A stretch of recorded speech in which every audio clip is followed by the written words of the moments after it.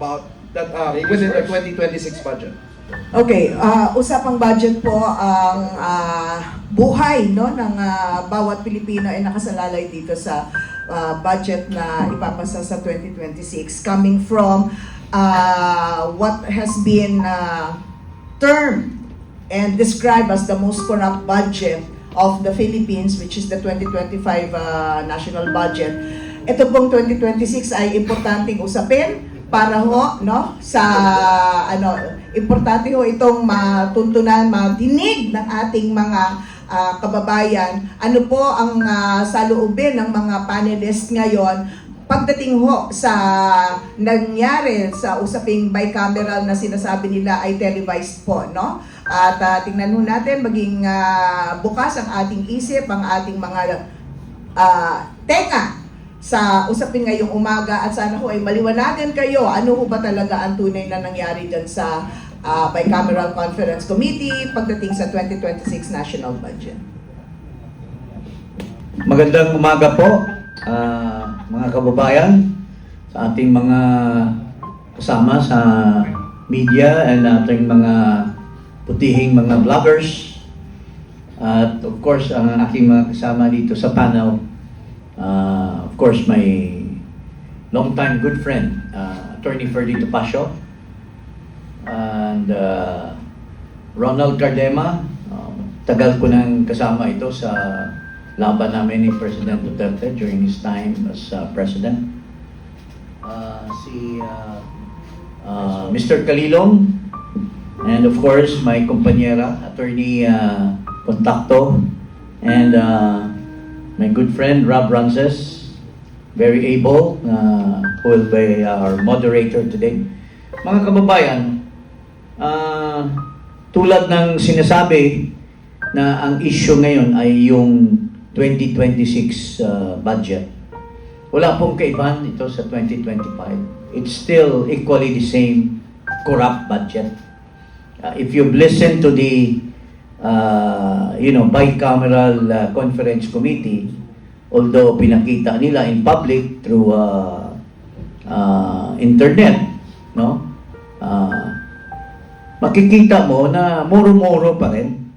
Klarong-klaro yung si Gatchalian at saka yung Mika, tawag ko nga doon, sa mukha pa lang, mukhang vampira eh. Doon yung Mika, parang sinisip-sip niya yung dugo ng taong bayan eh. So, kunyari, they are opposing the changes in the budget, in the BICAM, and yet at the end of the day, pumapayag pa rin. So, what kind of leaders we have in this country? Kaya, yun po, the PCIJ has reported that there's still massive insertions in the budget. So walang difference. The only difference is muro-muro papakita kunyari in public. Unlike before na nakatago. Pero at the end of the day, nag-giveaway pa rin ang mga senadors sa sa buwata ni Vince Dizon at ang House of Representatives. At saka yung Department of Transportation and House of Representatives. So, what is something new? When Saldico has identified the mastermind of the corruption as Mr. BBM, getting 25 billion in insertion and getting another 52 billion from the Alcantara scam in Bulacan, what do you expect? Will he stop, this president of ours, will he stop with his corruption? It is very reflective doon sa 2026 budget na si Marcoy Jr., siya pa rin ang konduktor ng konsyerto. Yun lang po, I'll just answer your queries later. Magandang umaga po muli sa inyo lahat. Magandang umaga po sa inyong lahat, mga magulang at mga kapatid. Unang-una po, isang taus-pusong pasasalamat at sa kabila ng kitang-kita naman nating panggigipit at pagsikil sa freedom of expression ng kasalukuyang pamahalaan ay narito pa rin kayo. If only for that, you deserve the thanks of the Filipino people. Alam niyo po, etong budget na ito ay classic case of di na natuto. Parang Gary Valenciano na. Meron na noong 2025, nakita na ng mga kongresista na galit yung mga tao sa insertions, ngunit hindi pa rin sila tumigil. Pinalitan na nga yung speaker. But what happened is that it's a different dog with the same collar. At mamaya po, kung i-discuss natin, nandito sa amin, these are indisputable facts tungkol sa sinong pinakamaraming insertions ngayon.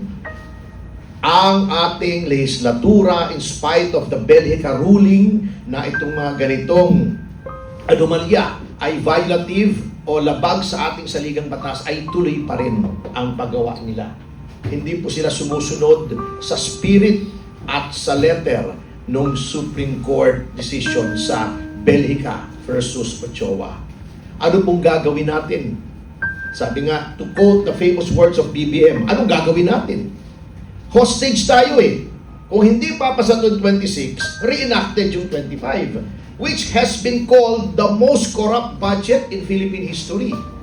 So we're caught between a rock and a hard place. These people have given us no choice to reenact a corrupt budget or to accept a budget that is equally corrupt, sabi nga ni kaibigang Jing Paras.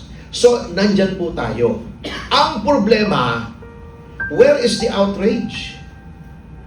Ito ang panawagan ko sa ating mga kababayan. Hanggang kailan tayo magtitiis? Niloloko na naman tayo. Sabi nga, hindi dapat magkaroon ng insertions. DPWH pa lamang, bilyon-bilyon na. Pwera pa yung Department of Health kung saan napakarami ng anomalya.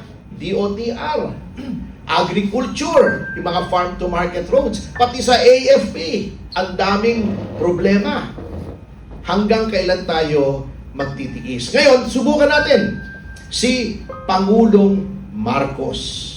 Kung babasahin niya ulit yung 4,000 pages, katulad ng iniyabang niya last year na binasa daw niya, tingnan natin kung ibibito niya yung insertions.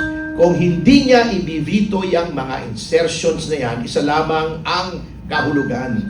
Siya yung, hindi lamang siya kasabwat, he is the one behind this one kasi gagamitin na naman nila na panuhol sa impeachment ni Vice President Sara Duterte. Sapagkat natakot sila nung may outrage ang publiko, baka hindi na sila makapanuhol sa mga nasa House of Representatives. Ngayon, pinakikita nila na it's going to be the same formula. The question now is, what are we going to do about it? Papabayaan na naman natin, isa na naman?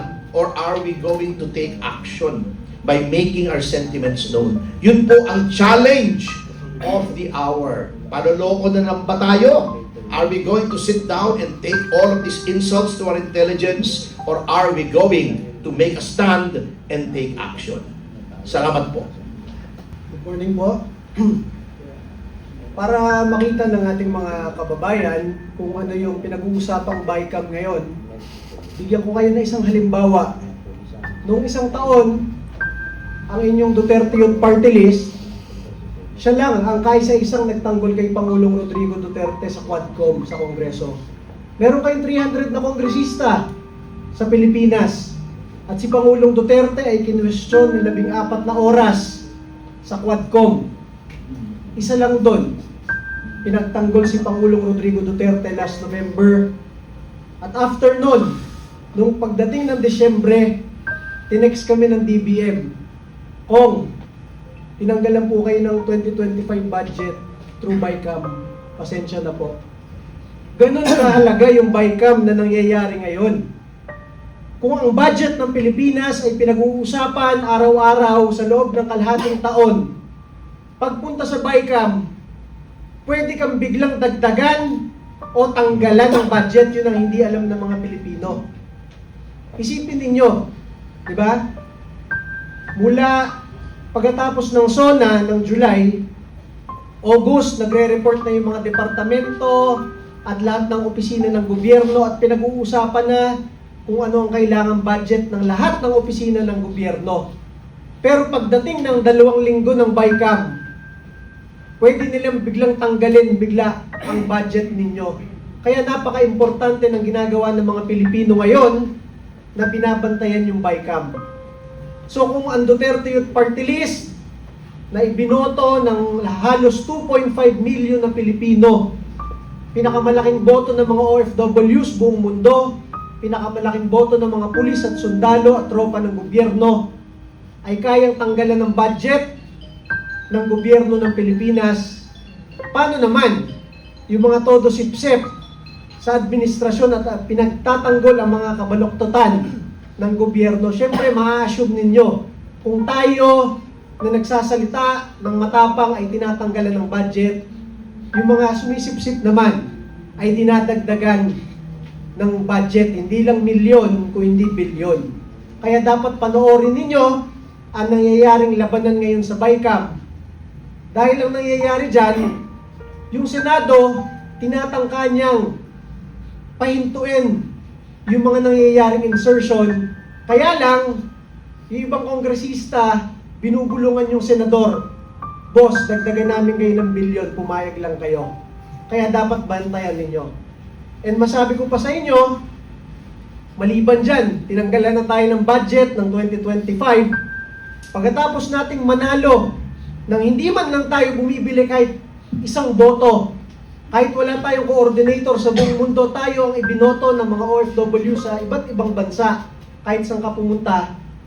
Nanalo tayo ng 3 pwesto sa Kongreso, tayo lang ang kaisa-isang opisina sa Kongreso na nagbabalik ng death penalty para sa mga plunderer at ghost projects. Tayo pa ang hindi pinaupo sa Kongreso, kaya magagalit ka ng todo eh. Nanalo na nga tayo dahil nagagalit ang milyong-milyong Pilipino. Yung demokrasyang iyon tinanggal pa sa atin. Dati pera lang ang ninanakaw, ngayon pati boto. Kaya masabi ko sa inyo, ngayong mga panahon na ito, parang pati Pasko ninanakaw sa mga Pilipino. Sino ang magsasabi na 500 pesos sapat na sa Noche Buena ng isang pamilyang Pilipino? Bumili ka ng lechong manok, 300 to 400 pesos. Bumili ka ng konting pangkanin, tapos na yung 500 pesos, yun na yun. Kahit anong explanation sa atin, alam ng milyong-milyong Pilipino na hindi sapat yan. Maliban dyan sa ipinipilit na 500 pesos lang ay kasya na sa isang magandang Noche Buena, ang ibinabayad nating tax na napakarami. Lahat tayo nagtatrabaho, bago mo makuha ang sweldo, may income tax ka. Pagpunta mo sa 7-Eleven o sa tindahan, may value-added tax pa. Pag wala kang trabaho, kailangan mo ibenta ang ari-arian ninyo, may capital gains tax pa. Pag hindi nyo ibebenta, magbabayad pa rin kayo ng amilyar, real estate tax pa. Pag hindi ka na nakatrabaho, wala ka nang ibebenta, ilalagay mo na lang sa bangko, pati yung pera ngayon sa bangko, may tax pa. Sa napakaraming tax dito sa mahirap na bansang ito, bakit hindi umuunlad at dumadami ang magagandang proyekto para sa lipunang Pilipino? Ito ay dahil yung ating tax, almost 1/3 niyan, ay nananakaw na ng sarili nating gobyerno. Kaya kahit yung mga foreign assistance, hindi na nagbibigay ang mga iba't ibang bansa. Ang foreign direct investment, mga gusto mag-invest dito na negosyante, ayaw na rin. Yan ang nangyayari sa ating bansa. Ang piso bumagsak, ang PSE Stock Exchange bumagsak, at sinasabi sa atin araw-araw, napakaganda ng bansang Pilipinas. Nag-resign na ang Speaker, nag-resign na ang Senate President, nag-resign na ang APRO Chair, nag-resign na ang Executive Secretary, nag-resign na ang DBM. Ang sinasabi, napakadaming reforma sa pangunguna ng Pangulong Bongbong Marcos. It is under his watch, kaya nangyari lahat yan. Kahit napakalaki ng kanyang confidential fund to investigate lahat ng anomalya sa gobyerno, hindi niya alam kung ano nangyayari sa ating bansa. Kaya ang masabi ko lang po sa inyo, bantayan natin ng todo at nagpapasalamat tayo sa inyo, mga kasama natin sa social media at sa media, dahil kung wala kayo, mag-iiyakan na lang ang milyong-milyong Pilipino sa hirap na dinadanas ng bansang ito. At mamaya idagdag ko pa, yung isang nagpapakilalang aide ni Vice President Sara Duterte, isang abnormal na tao, ano pangalan mo? Madriaga. Ramil Madriaga, na hindi man lang kilala ng mga taga-PSG. Siya daw ang nagtayo ng VP PSG. Hindi rin kilala ng mga Duterte sa Davao. Nagpapakilala siya ang most trusted man sa Davao. Hindi ba naman talaga baliw? Mamaya po, discuss ko po sa inyo. Maraming salamat po. Magandang umaga po, and it's a pleasure to be standing alongside yung aking mga co-panelists who are, I consider, intellectual giants in their own field. Ako po si Dr. Froilan Talilong. Ako po ay isang profesor ng Agham Pampolitika at ng Public Administration. I'm also a political analyst. Maaaring nakikita niyo po ako sa media. And as a political analyst, I always try to be neutral as much as I could. Pero isa lang po masasabi ko, no, napakahirap pong maging neutral when we are in this kind of situation. Napakahirap po para sa akin na hindi tuligsain ang gobyerno ngayon when in fact nakikita natin that we are being run like a syndicate, no, by this government. Para tayong nasa isang sindikato at lahat po tayo ay hostage. No?